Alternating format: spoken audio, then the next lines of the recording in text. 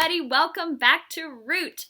I'm teaching via video again, but I'm probably sitting over there, and this is super awkward for me. So let's have a great time together, shall we? So the past couple weeks, we have been covering a series on justice and injustice, focusing really on racism and racial inequality. So here's what we've covered so far in case you've missed anything. The first week we talked about embracing God, which leads us to embracing who God made us to be and embracing others. We know that God created every person with worth, value, and intention. He created people on purpose and with purpose. And then last week, we talked about the Good Samaritan and crossing the road and loving the people around us, the ones who are already in our lives, whether they are friends or acquaintances, or just someone who sits at a lunch table nearby. We talked about recognizing our own actions and how we can love the people around us. You know, through this, we've been talking about heroes, superheroes, really, and you know what I've noticed about heroes is when the really bad villains come out, like the really bad ones, the really evil ones, the way to defeat them is for teams of heroes to assemble together. And these teams are always made up of a diverse group of heroes. Heroes with different backgrounds, skills, and experiences. Obviously, Marvel is the best. And if you look at the Marvel movies, we see people of different races, countries, and backgrounds. They have different beliefs and experiences and skills, but they band together to fight against a common evil. I guess Justice League is acceptable as well, and the same truth applies. There are people from diverse backgrounds with unique skills coming together to fight against evil. These teams of heroes are essential to defeating the biggest evils. And that truth applies to us too. Teams are essential to defeating the biggest evils. Because let's face it, God never intended for us to do life alone. The same is true in Scripture. We read about it. We see Jesus develop a team of people who are unique and different.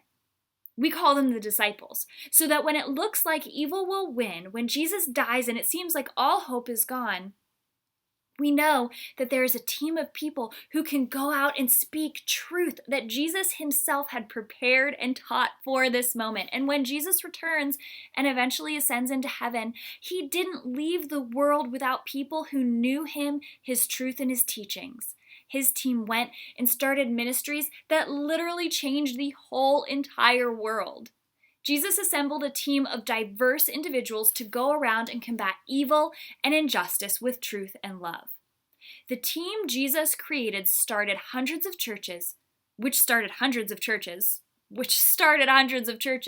all because one man created one team and taught them to love.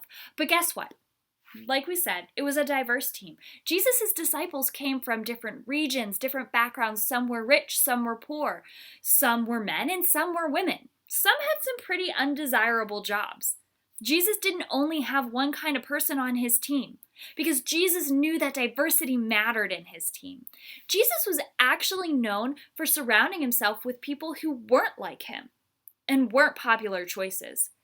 I wonder what that would look like for us if we were modeling our lives after Jesus.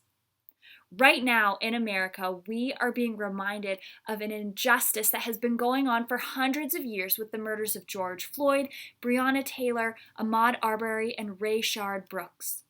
Racial injustice and inequality is literally sucking the life out of a group of people right here in America. What are we doing to get on a team that is fighting against injustice? You know, all of us up here, cozy and comfy in the North Hills, we need to be on the team fighting against that. It's our responsibility as humans, but more importantly, as people who believe in God, it's our responsibility to fight against injustice. Jesus summed up the whole law into 2 commands. Maybe you remember them. If you remember them, go ahead, shout it out right now.